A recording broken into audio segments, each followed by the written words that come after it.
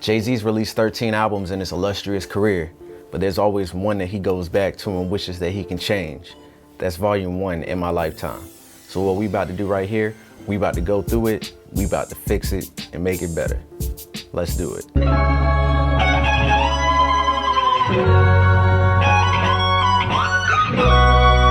Yo, what's going on, y'all? It's your boy Dane Diddy. What is it about volume 1 that Jay-Z wants to change?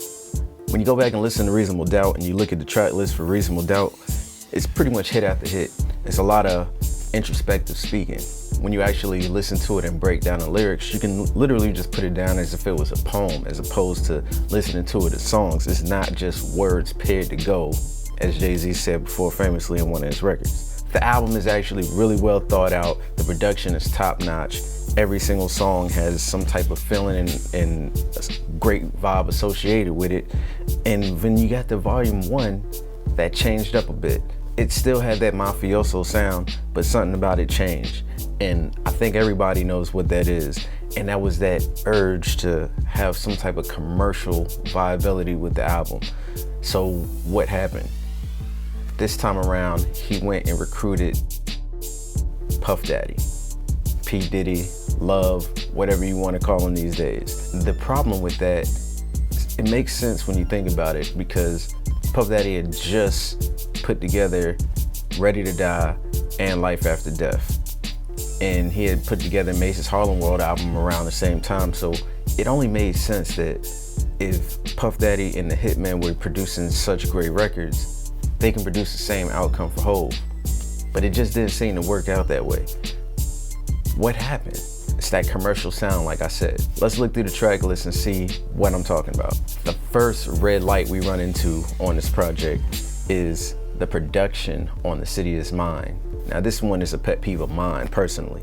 I don't hate the lyrics on the record. I think the lyrics on the record are perfectly fine. I think the content of the record is kind of cool. It's basically a song to Biggie basically telling him, I'm ready to take the reins. And I remember being young when this song came out and people being like, bruh, you ain't ready to take the reins from Big, but cool, the song is cool. Y'all both from Brooklyn, everybody gets it.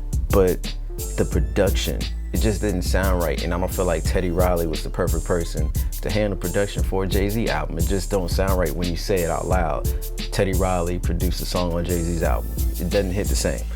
And then we go down a little bit more and we have the most ear-jerking, offensive record on this project. This is a sore thumb on this project. And everybody knows what I'm talking about. We're talking about I Know What Girls Like, featuring Lil' Kim and Puff Daddy. This thing is horrible.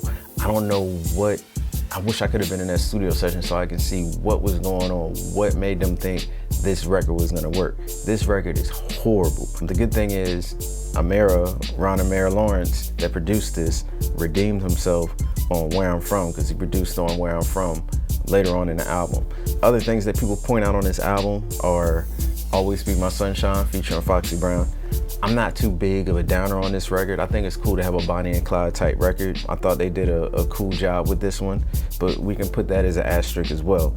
Usually, those are the two issues that people usually have with this project. Where do we start with making it better? There's nothing I can really grab to as far as like songs that probably should have been on the album that didn't make the album, because there wasn't a lot of stuff released and leaking back then. The one record I do know about for sure is Wish Upon a Star. That record's cool. It didn't make the official release of the album, but if you go listen to the record is cool. It's a cool story of his upcoming. But at the same time, I feel like you don't want to put that on the same album as You Must Love Me. Same scenario, same conversation in a sense. It's just You Must Love Me is a lot more deep and a lot more easy to feel. It's one of Jay-Z's best records in my opinion.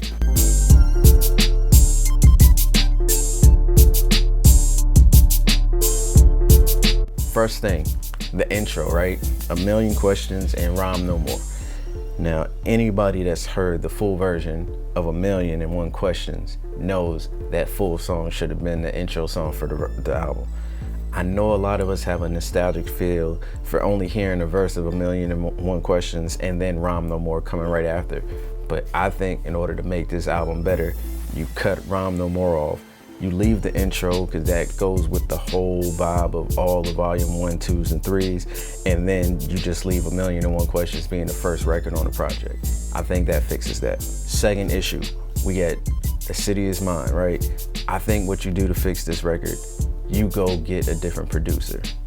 You know, at the time, Dr. Dre was probably the #1 producer in the world.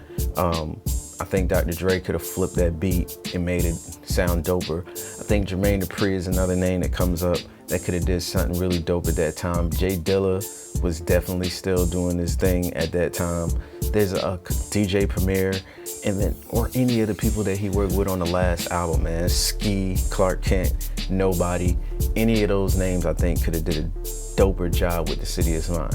Not knocking Teddy Riley as a producer, because I love what Teddy Riley does. I mean, the man is responsible for a whole swing of music and R&B, but when it comes to hip hop, Teddy Riley just really didn't hit the spot like that for me and for most fans. So get a whole nother producer for The City Is Mine, leave the same lyric format, change the hook. I think we got a hit record from Jay-Z right there. I Know What Girls Like. I think this song just needs to come off of the album. I don't think there's no saving this record. Lil' Kim's verse just kind of makes me roll my eyes every single time I hear it. But in the production, the way Puffy is singing I Know What Girls Like, it's almost like this confidence as if this song is a hit and there's something that he knows that we don't know. This song is absolutely atrocious. I feel like this record needs to be removed from the album. Once we do that, we're down to 13 songs, which I think is a more palatable album right here. Imaginary Players is a smash. You can't touch that. Streets Is Watching. There's a reason why Biggie rolled around listening to that joint every single day after Hov gave him the CD. That song is fire. Friend of 498, it goes right back to nostalgia from the first Reasonable Doubt album. Lucky Me is one of Jay-Z's dopest songs. Cool fact about this record, Lil Wayne has the lyrics to this song tattooed on him. This is one of Jay-Z's really deepest songs. Stevie J did the beat for this, and Buck Wild, but it sounds dope. Listen to it, take in the lyrics, just listen to the way Jay-Z's saying his words. Like, I just love it. I hate all girls with ulterior motives to where I'm 20 plus years old, no sons, no daughters. Like, if you listen to the way he speaks the words, man, you know what I'm saying? It just sounds so dope, man. Always Be My Sunshine. I feel like a different producer for this record could have did it some dope justice, but at the same time, me personally, I don't feel like this record is that bad. I think the problem is you don't put this right before Who You With. I feel like they should be spread out a little bit more, and I think that might have worked out a little bit better. So what if you took Always Be My Sunshine and then put it in between, put it right where I Knew What Girls Like, with I Know What You Girls Like being gone. I think that would actually be dope, and that way you can have Who You With come up after Lucky Me. I actually would have made it had it actually came up after Face Off, and maybe give it a little bit more breathing room, because Lucky Me is kind of talking about girls in a sense, but more so talking about the whole aspect of the industry as a whole. By the way, that instrumental that just plays at the end of Lucky Me, man, it just sounds beautiful. Love that. Face Off featuring Sauce Money, dope. I don't think there's anything that needs to be done with that, but I do think if you would have got a different producing team, like let Irv Gotti have flipped that single, I think it would have came out better. Tone and Poke are amazing, but they were more for that commercial sound, and this song definitely ain't commercial. So, but shout out to Tone and Poke, they did some dope stuff with Nas. Real Niggas featuring Too Short, love this record. Too Short and Jay-Z got some dope chemistry, even for those that wasn't huge fans of Short. When those two got together, you knew it was gonna be dope, especially on songs like A Week Ago. Their vibe is just impeccable. Rap Game, Crack Game.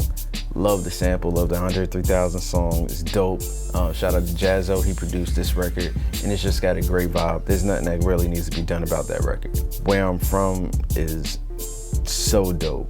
Listen to it. So many people have tried to flip this sample and try to get their own records out of there, and Jay-Z did it best. Just listen to them words, and it just stings so deep. It feels so edgy. It feels like a statement. It's just one of those records that can't really be touched he does it at a venue and the crowd goes crazy when you hear that. You Must Love Me, man. Jay-Z has this thing where he normally has like a very introspective song that's kind of deep that makes you think at the end of the albums. You know, You Must Love Me, My Mama Raised Me, he had regrets in the album. Jay-Z's got these records that just really hit you, really make you consider some things, and I like that trend. And I think You Must Love Me is the perfect record to end this album with. Once we do what we done to this album, we're left with 13 records. And I feel like the reorganization is a little bit better, and I feel like that cleans up the biggest mess that he felt like messed up this album, because this album is this close to being dope, this close to being like a classic. This is one of Jay-Z's most underrated, well, this is Jay-Z's most underrated album in my opinion. And by fixing those key things, A Million and One Questions being a full record, The City Is Mine being produced by somebody else, Always Be My Sunshine being moved to number 3, Imaginary Player, Streets Is Watching, Front of 498, Lucky Me, Face Off, Who You With, Real Niggas, Rap Game, Crack Game, Where You From, and You Must Love Me. That makes this album S tier in my opinion. How about you put it in a playlist, check it out, see how it sounds with the new organization, and let me know what you would have did to change Jay-Z Volume 1 in my lifetime. This is Dan Diddy signing out for R.O.S E. Peace.